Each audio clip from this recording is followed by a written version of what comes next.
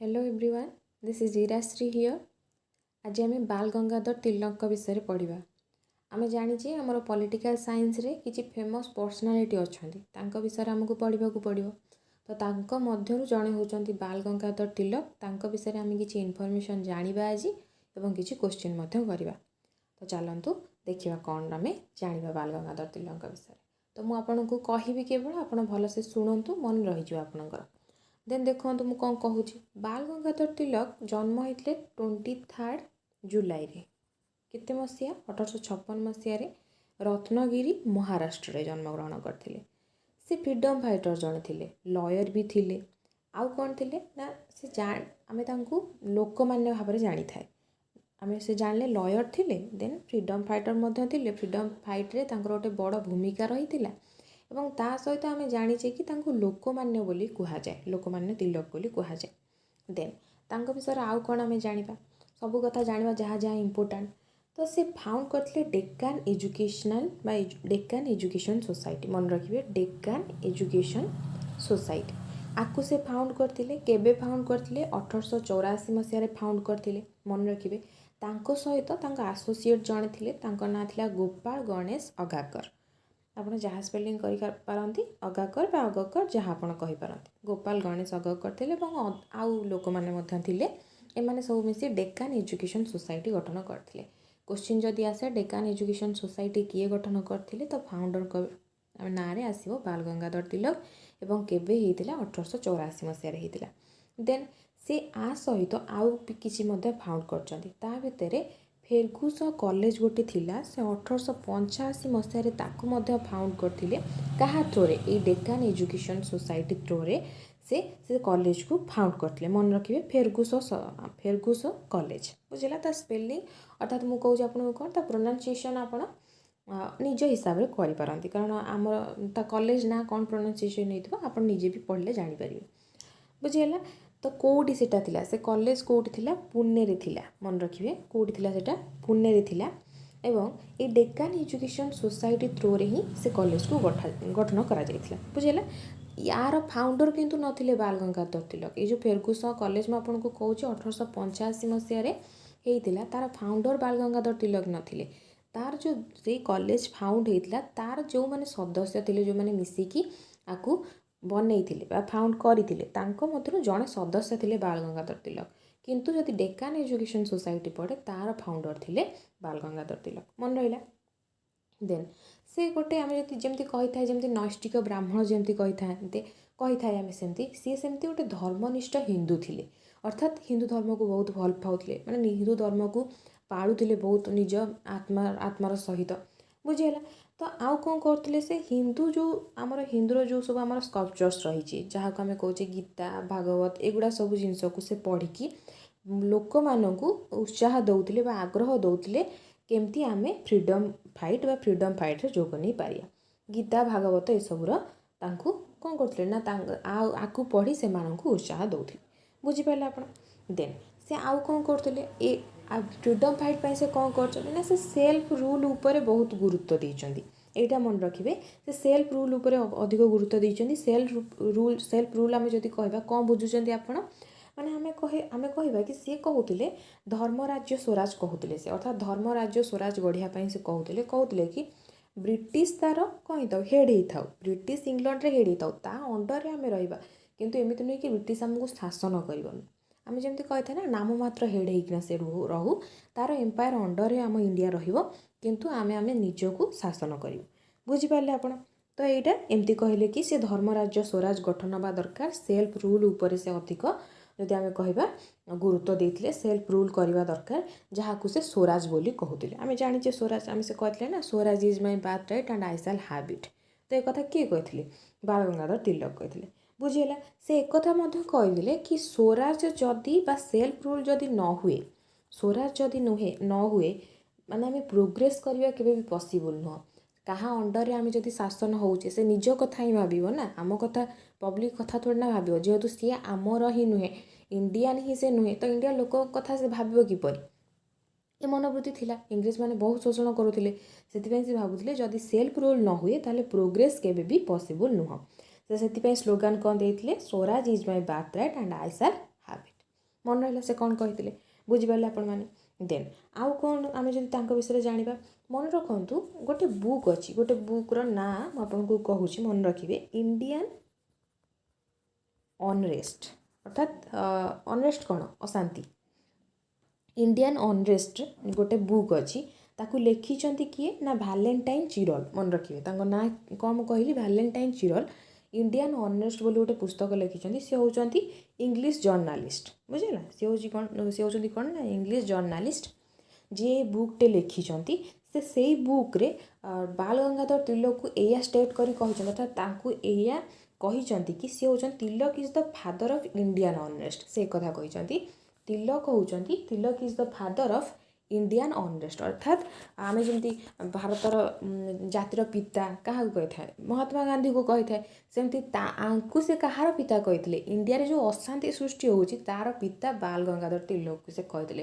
अर्थात बाल गंगाधर तिलक निर्भय भाव में निज जो आमर न्यूज़ पेपर एडिट करते आम जाने केसरी मरट्टा एथिरे से एते निर्भीक भाव में एमती आम जदि कहवा जो शैली थिला लेखा शैली थिला ताको एते भंगी करी लेखुतिले ना इंग्रेज मानकर ना मेंशन होतिला ना किछि भी होतिला किंतु से माने छळरे जेमति शिवाजी को गोटे माने गोटे बड़ जेमति तांको गोटे प्रतीक भाव में नहीं तो भल भाव में सेमति लेखुतिले जेमति इंग्रेज माने ठीक जानि परिबे तांको ही कुआ जाउची किंतु तांको ना भी कोठी होनथला कि इंग्रेज बोली लेखा भी जाउनथला तो सेथिपाई बाल गंगाधर तिलक को इंडियार माने इंडियार जो अप्रीतिकर सृष्टि होची परिस्थिति बा अनरेस्ट सृष्टि होची तार फादर बाल गंगाधर तिलक को कहा जाइतिला बा कहितिले कि मन रखिबे तांको संबोधन एटा कि संबोधन नुहे तो तांको आक्षेप करी कहितिले कि ए लाइनटा तांकरी पई यूज किए करथिले ना भैलेंटाइन चिरल तांको बुक्र ना कौन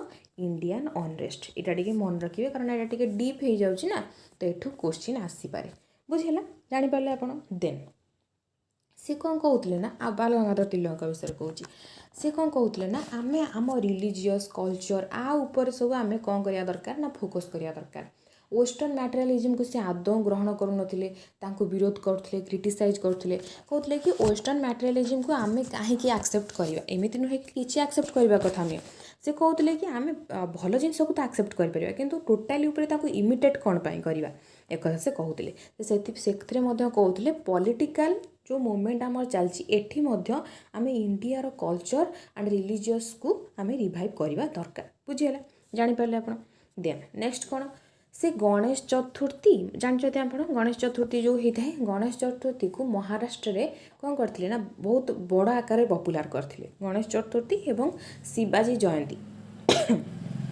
सॉरी शिव जयंती जो थिला से कहा बार्थ एनिवर्सरी पालन करा जाए आम जाने शिवाजी फेस्टिवल एवं गणेश फेस्टिवल गणेश चतुर्थी किए स्टार्ट करते महाराष्ट्र में स्टार्ट किए करते बाल गंगाधर तिलक ही स्टार्ट करते एवं आम तो जाने गणेश चतुर्थी भगवान गणेश होता किंतु जो शिव जयंती व शिवाजी फेस्टिवल कहाँपाई होता ना जो छत्रपति शिवाजी थे तांको बार्थ एनिवर्सरी रे से शिव जयंती पालन करुले एवं तांकु गोटे प्रतीक भाव में नहीं तांकु गोटे जदि आम कहवा गोटे आम से कथा ही कह प्रतीक भाव में नहीं तांकु गोटे बड़ आकार देखे जमती अन्य माने एमती भंगी रे लेखुले से बुझीगला जेपरी इंग्रेज माने जो भली मिसरूल करुचंती जो भली से माने शोषण करुचंती सब जना पड़ुथिला बुझीगला देन तांको पॉलिटिकल लाइफ विषय आम जाना पॉलिटिकल लाइफ कौन थिला से कौन थे ना प्रथम आम जब कह स्वराज कथा प्रथम से ही उठे मन रखिए स्वराज कथा प्रथम उठे किए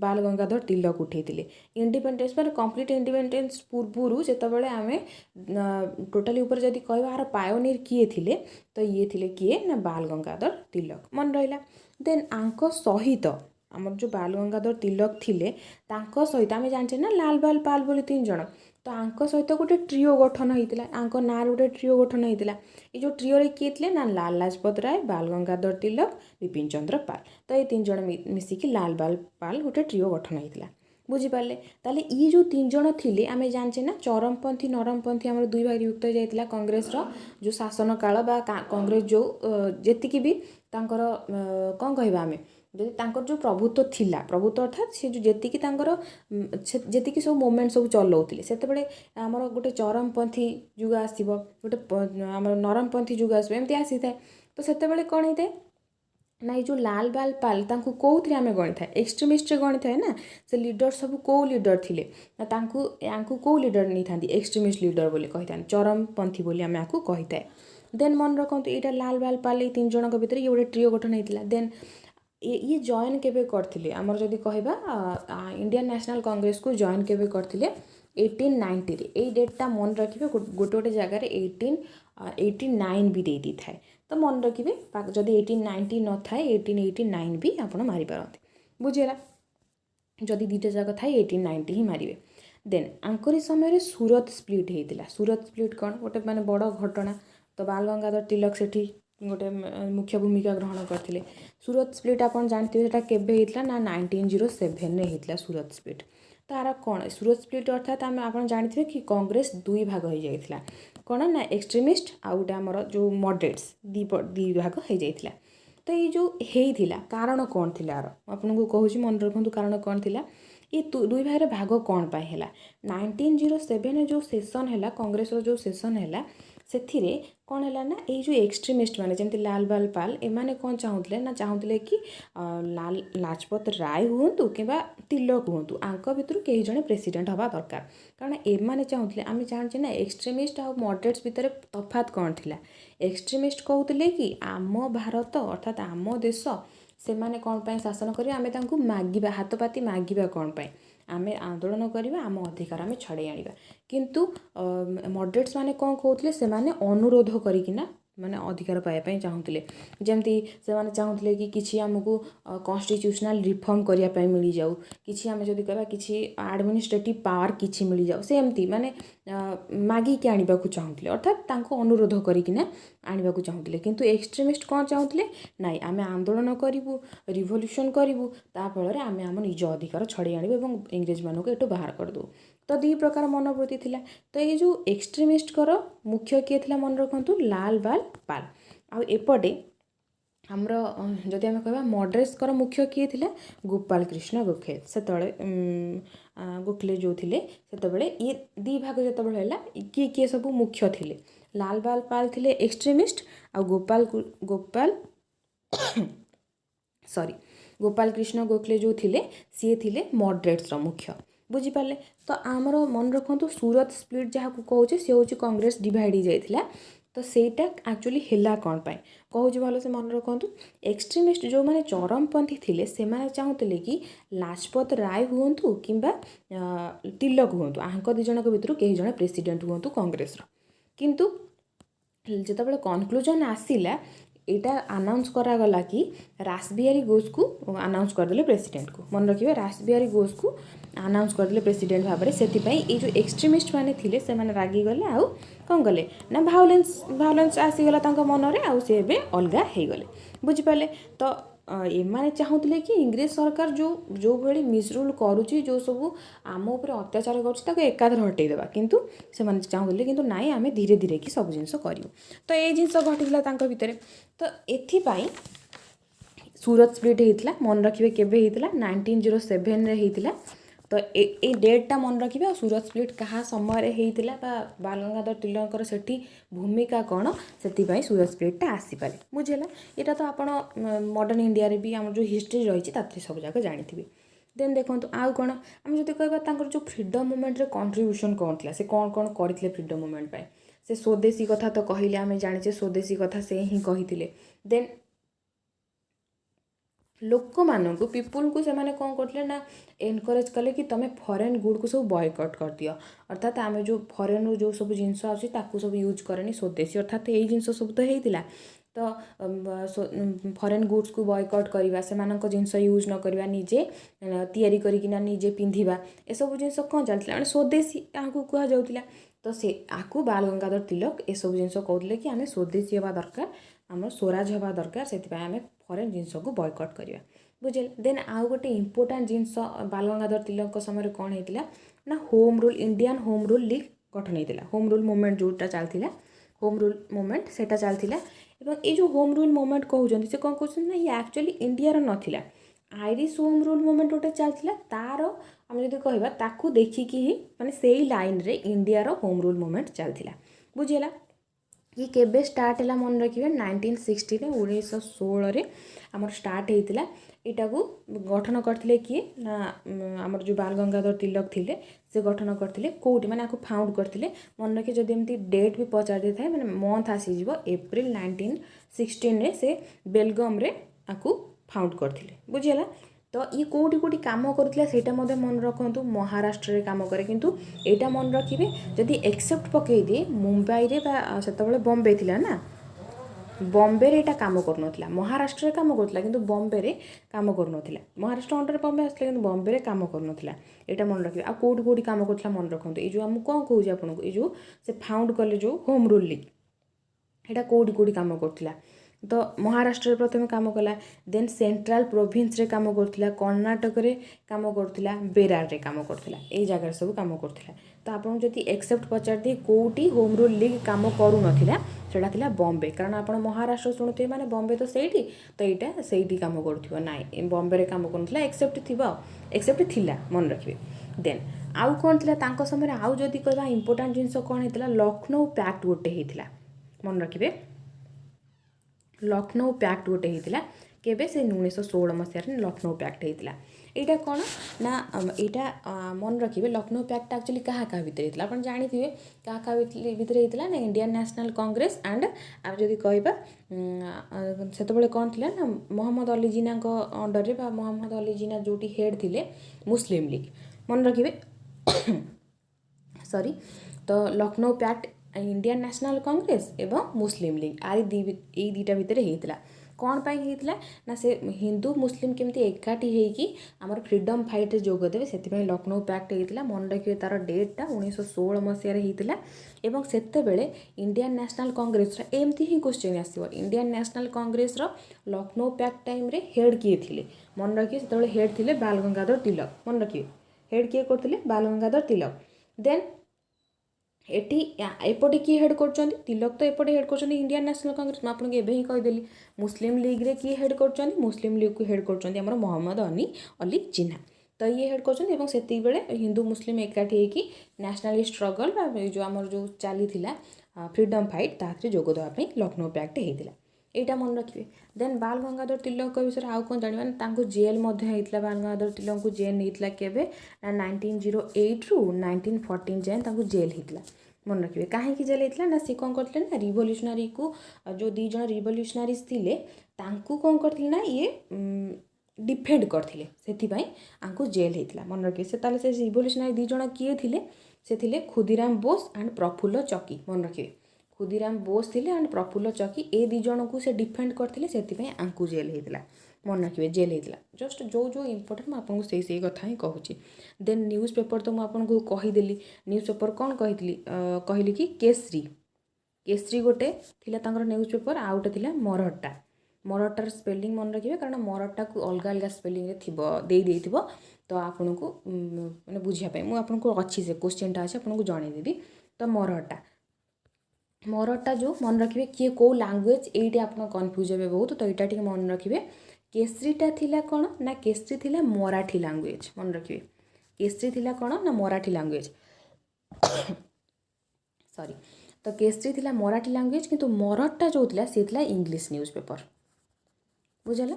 तो मरहट्टा जो थिला से थिला इंग्लिश न्यूज़ पेपर किंतु केसरी को लैंग्वेज रे ना मराठी से ही ये कन्फ्यूज होती पिला तो जानीपारती कि मराठी लैंग्वेज किए आ इंग्लिश लैंग्वेज किए तो मराठी मरहट्टा आरी भितर कन्फ्यूज हो जाती। तो मन रखिए जो केसरी कहली प्रथम जो केसरी कहली सी मराठी लैंग्वेज जो मरहट्टा कहली सी हूँ इंग्लिश बुझीगला। तो केसरी मरहट्टा केबे फाउंड होता एडिटर थे बाल गंगाधर तिलक तो केबे फाउंड होता मन रखिए 1881 रे 1881 मसीह ये फाउंड होता। देन प्रथम जदि एमती क्वेश्चन पड़े प्रथम किए आमर प्रथम कौ न्यूज़ पेपर आसाला मरहट्टा प्रथम थिला केबे ना 1881 जनवरी 2 केते कहूँ जनवरी 2 देन आसला केसरी 1881 जनवरी 4 अर्थात 2 दिन आगुरी मरहट्टा पब्लिश होता बुझीपारे आप। तो इंग्लिश किए एंड मराठी किए से कथा मुझे कहीदेली। देन आमर जो थिले बाल गंगाधर तिलक तांकर किसी बुक रही जमी द अरायन देन द गीता रहस्य Arctic home of the Vedas तो यह सब जिनस सब बुक रही तो ମୁଁ କହିଲା ବେଳେ ଯଦି ଆପଣ କୌଣସି ଜାଗାରେ ନୋଟ୍ କରୁଛନ୍ତି ନୋଟ୍ ମଧ୍ୟ କରିନେବେ। ବୁକ୍ କ'ଣ ସବୁ ଥିଲା, ଦ ଅରାୟନ୍, ଗୀତା ରହସ୍ୟ, ଆର୍ଟିକ୍ ହୋମ୍ ଅଫ୍ ଦ ବେଦସ୍, ତ ଏସବୁ ଥିଲା ତାଙ୍କର ବୁକ୍। ସେ ବୁକ୍ ମଧ୍ୟ ଲେଖିଥିଲେ, ବୁଝିଲା। ତ ତାଙ୍କର ଡେଥ୍ ହେଲା କେବେ ନା 1 ଅଗଷ୍ଟ 1920ରେ ତାଙ୍କ ଡେଥ୍ ହେଲା, ବୁଝିପାରିଲେ। ତ ବାଳ ଗଙ୍ଗାଧର ତିଲକ ବିଷୟରେ କିଛି ଇମ୍ପୋର୍ଟାଣ୍ଟ ପଏଣ୍ଟ ଆମେ ଜାଣିଲେ। ଏଇସବୁ ଜିନିଷରୁ ହିଁ ଆମର କ୍ୱେଶ୍ଚିନ୍ ଆସିବ, ଆଠୁ ଅଧିକ କିଛି କ୍ୱେଶ୍ଚିନ୍ ଆସିବନି। ତ ଦେଖନ୍ତୁ ଆପଣଙ୍କୁ ଇ ବୁକ୍ ମିଳିଯାଇଛି। ଇ ବୁକ୍ ଯେଉଁମାନେ ନେଇଛନ୍ତି ଭଲ କଥା, ଯେଉଁମାନେ ନ ନେଇଛନ୍ତି ଯଦି ସେଲ୍ଫ ଷ୍ଟଡ଼ି କରିପାରୁଛନ୍ତି ଅର୍ଥାତ୍ ନିଜେ ନୋଟ୍ ବନେଇ ପାରୁଛନ୍ତି ତ ଆହୁରି ଭଲ କଥା। ତ ଯେଉଁମାନେ ନେଇପାରିବେ ମୁଁ ଆପଣଙ୍କୁ କହିବି ନେଇଯାଆନ୍ତୁ, କାରଣ ଇ ବୁକ୍ରେ ବହୁତ ସାରା କଣ୍ଟେଣ୍ଟ ଆପଣଙ୍କୁ ମିଳିଯିବ, ଅର୍ଥାତ୍ ଆପଣଙ୍କର ଫଣ୍ଡା କ୍ଲିଅର୍ କରିଦେବ। ଦେନ୍ ଏଠି ଯେଉଁ ମୁଁ ଆପଣଙ୍କୁ ଇ ବୁକ୍ରେ ମୁଁ ଆପଣଙ୍କୁ ଜଣେଇଥିଲି ମଧ୍ୟ କିଛି ମୁଁ କଭର୍ କରିନି, ଏଥିପାଇଁ କରିନି କାରଣ ବଲ୍କି କରିବାକୁ ଚାହୁଁନଥିଲି। ଆପଣଙ୍କୁ ପଏଣ୍ଟ ହିଁ ମିଳୁ, ଯେଉଁଗୁଡ଼ା ସବୁ ଆସିବ ସେସବୁ ହିଁ ମିଳୁ। କିନ୍ତୁ ଆମର ପିଲା କିଛି କମ୍ପ୍ଲେନ୍ କରୁଛନ୍ତି କି ନାହିଁ ଆମର ସବୁ କଭର୍ ହେଇଥିବା ଦରକାର, ସେଥିପାଇଁ ଟାଇମ୍ ନଥିଲେ ବି ମୁଁ ଆପଣଙ୍କ ପାଇଁ ଟାଇମ୍ ବାହାର କରିକିନା ଯେତିକି ମୁଁ ଆପଣଙ୍କୁ ଯଦି ଲାଗୁଛି ଆପଣଙ୍କର କଭର୍ ହେବା ଦରକାର ତାକୁ ମଧ୍ୟ ମୁଁ କଭର୍ କରିନେବି, ଅର୍ଥାତ୍ ଆପଣଙ୍କୁ କ୍ଲାସ୍ କରିଦେବି, ବୁଝିହେଲା। ଦେନ୍ ଆଉ କ'ଣ ଆମେ ଆପଣ ଦେଖନ୍ତୁ, ଆପଣ କ୍ଲାସ୍ କରିବା ସହିତ ଯଦି କିଛି କିଛି ପଏଣ୍ଟ ନୋଟ୍ କରିବେ ଦେନ୍ ଆପଣଙ୍କର ବହୁତ ଭଲ ହେବ। ଦେନ୍ ଏବେ କ୍ୱେଶ୍ଚିନ୍ କିଛି କରିବା। ଦେଖନ୍ତୁ ବାଳ ଗଙ୍ଗାଧର ତିଲକଙ୍କ ବିଷୟରେ ସରି। ତ ଦେଖନ୍ତୁ, in what name Bal Gangadhar Tilak was called by the people. ଲୋକମାନେ ତାକୁ କ'ଣ ଡାକୁଥିଲେ, ଲୋକମାନେ କହୁଥିଲେ ଆମେ ଜାଣିଛେ। Who had declared swaraj is my birthright and during the pre independence period. ତ swaraj is my birthright କିଏ କହିଥିଲେ ନା ବାଳ ଗଙ୍ଗାଧର ତିଲକ ହିଁ କହିଥିଲେ। Then what is the birthplace of Lokmanya Bal Gangadhar Tilak. ମୁଁ ଆପଣଙ୍କୁ କହିଲି ରତ୍ନଗିରି ମହାରାଷ୍ଟ୍ରରେ ତାଙ୍କର ଜନ୍ମ, ଆମେ ଜାଣିସାରିଛେ। ସରି। In which language Keshri newspaper was being published by B.G. Tilak against the British Museum। ମୁଁ ଆପଣଙ୍କୁ କହିଲି ଯେଉଁ କେଶରୀ ନ୍ୟୁଜ୍ପେପର ଥିଲା ସେ ମରାଠୀ ଲାଙ୍ଗୁଏଜ୍ରେ ହିଁ ପବ୍ଲିଶ ହେଉଥିଲା, ବୁଝିହେଲା। Then which English newspaper was published by B.G. Tilak against British misrule. ତ ସେ କହୁଛି ଇଂଲିଶ ନ୍ୟୁଜ୍ପେପରଟା କ'ଣ ଥିଲା, ମରଠା। ଦେଖନ୍ତୁ ଏଇଠି ସ୍ପେଲିଂ ଦେଖନ୍ତୁ, ଏଠି ଲେଖିଛି କ'ଣ ମରଠା, ମରାଠା, ମିଠା। ତ ଏଠି ଆପଣ ଯଦି ଖାଲି ଏମିତି ମନରେ ଯଦି କ୍ଲିଅର୍ ସେ ନ ପଢ଼ିକିନା ଯାଇଥିବେ ତାହେଲେ ଆପଣଙ୍କର ଭୁଲ ହେବ। ତ ଏଇଟା ମନେ ରଖନ୍ତୁ ମରଠା, ମରଠା, ବୁଝିଲେ। ତ ଏମିତି ମନେ ରଖିବେ ଜାଣିପାରିବେ, ଏଇ ଉପରଟା ହିଁ ଆପଣ ଠିକ୍ସେ ମନେ ରଖିବେ। Then in which year B.G. Tilak joined the Indian National Congress. ସେ କେବେ ଜଏନ୍ କଲେ, ଏଠି ଦେଖନ୍ତୁ ଏଠି ଅଛି 1889 ଅଛି, 1890 ଅଛି। ତ 90 ଆପଣ ହିଁ ମାରିବେ, ଯଦି ଦୁଇଟା ଅଛି 90 ମାରିବେ, କାରଣ ଇନଫର୍ମେସନ୍ ଆପଣଙ୍କୁ ଡିଫରେଣ୍ଟ ଜାଗାରେ ଡିଫରେଣ୍ଟ ହିଁ ମିଳିବ। ତ ସେଥିପାଇଁ ଆପଣ ଦେଖିବେ ଭଲସେ 1890ରେ ହିଁ ତ ଜଏନ୍ କରିଥିଲେ, କିନ୍ତୁ ଏଠି 1889 ଅଛି। ତ ମୁଁ ଆପଣଙ୍କୁ କହିବି ଆପଣ 1890 ହିଁ ମାରିକି ଆସିବେ। ତ କାରଣ ଇନଫର୍ମେସନ୍ ତ ଚେଞ୍ଜ ହେଇସାରିଥାଏ, ମାନେ ଅଲଗା ଅଲଗା ସୋର୍ସରୁ ଅଲଗା ଅଲଗା ଆପଣଙ୍କୁ ମିଳିଯିବ। Which festival was started Bai B.G. Tilak in 1894। ତାହେଲେ ସେ କହୁଛନ୍ତି ମନେ ରଖନ୍ତୁ ସେ ଯେଉଁ ଫେଷ୍ଟିଭାଲ୍ ଷ୍ଟାର୍ଟ କରିଥିଲେ ସେ 1894 ମସିହାରେ ହିଁ ଷ୍ଟାର୍ଟ କରିଥିଲେ। ଗଣପତି ଫେଷ୍ଟିଭାଲ୍ ଆଣ୍ଡ ଶିବାଜୀ ଫେଷ୍ଟିଭାଲ୍ ଷ୍ଟାର୍ଟ କରିଥିଲେ 1894। ଡେଟ୍ଟା ଆମର ଇୟର୍ଟା ମନେ ରଖିବେ। Then in which session of the Indian National Congress there was a great split between moderates and extremists. ତ କେତେବେଳେ ମଡରେଟ୍ସ ଆଉ ଏକ୍ସଟ୍ରିମିଟ୍ସ ଅଲଗା ଅଲଗା କେତେବେଳେ ହେଇଗଲେ, 1907 ସେସନ୍ କେଉଁ ଥିଲା, ସୁରତ ସେସନ୍ରେ, ସୁରତ ସ୍ପ୍ଲିଟ୍ ବୋଲି ତାକୁ କୁହାଯାଏ। ଦେନ୍ ହ୍ୱିଚ୍ ଆନ୍ is an element of social reform of Tilak. ଯେଉଁ ତିଲକ ରିଫର୍ମ କରିବାକୁ ଚାହୁଁଥିଲେ, ଏଇଟା ମୁଁ ଆପଣଙ୍କୁ ଏଇଠି କହିଦେଉଛି ମନେ ରଖନ୍ତୁ। ତିଲକ କହୁଥିଲେ କି ତୁମେ ନିଜ ଭିତରୁ ପ୍ରଥମେ ଚେଞ୍ଜ ଆଣ, ଅର୍ଥାତ୍ ନିଜେ ଯଦି ଆମେ ନିଜ ଭିତରୁ ଚେଞ୍ଜ ଆଣିବା ଦେନ୍ ସମାଜ ବଦଳିଯିବ। ଦେନ୍ ଏଇଠି ଦେଖନ୍ତୁ ସେ କ'ଣ କହିଛନ୍ତି, ଅପୋଜିସନ୍ ଅଫ୍ ୱେଷ୍ଟର୍ଣ୍ଣ ମ୍ୟାଟେରିଆଲିଜିମ୍। ଆପଣଙ୍କୁ କହୁଥିଲି ସେ ୱେଷ୍ଟର୍ଣ୍ଣ ମ୍ୟାଟେରିଆଲିଜିମ୍କୁ ଅପୋଜ୍ କରୁଥିଲେ, ତାଙ୍କୁ ଟୋଟାଲି ଇମିଟେଟ୍। ଯେତେବେଳେ ସେତେବେଳର ଜମିଦାରମାନେ କ'ଣ କରୁଥିଲେ ନା ଟୋଟାଲି ଇମିଟେଟ୍ କରୁଥିଲେ। ଇଂରେଜମାନେ ଯେମିତିକା ବେଶ ପୋଷାକ ପିନ୍ଧୁଥିଲେ ସେମିତିକା ବେଶ ପୋଷାକ ପିନ୍ଧୁଥିଲେ।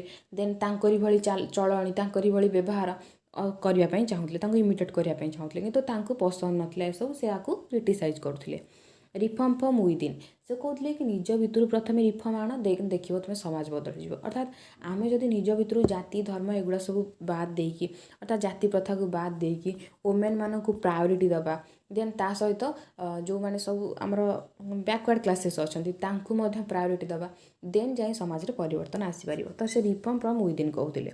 Change in heart and support of backward people, ସେ ମଧ୍ୟ କଥା କହୁଥିଲେ କି ଆମ ହୃଦୟକୁ ବଦଳାଇବା ଦରକାର ଏବଂ ତା ସହିତ ବ୍ୟାକୱାର୍ଡ଼ ପିପୁଲ୍କୁ ଆମେ ସାହାଯ୍ୟ କରିବା ଦରକାର, ତାଙ୍କୁ ଆଗକୁ ଆଣିବା ଦରକାର। ଅଲ୍ ଅଫ୍ ଦିସ୍ ସେ ଏସବୁ ଜିନିଷ ସବୁ ହିଁ କହୁଥିଲେ, ବୁଝିଗଲା। ତ ରିଫର୍ମ ତାଙ୍କର ହେଇଥିଲା ଏବଂ ଓମେନ୍ ମ୍ୟାରେଜ୍ରେ ରିଫର୍ମ କରିବା, ତ ଏସବୁ ମଧ୍ୟ ସେ କହୁଥିଲେ। इन हुईच ईयर तिलक हाड formed Indian home rule league. तो इंडियन होम रूल लीग केबे गठन है 1916 मसीह आपको कही सारी इंडियन होम रूल लीग गठन है।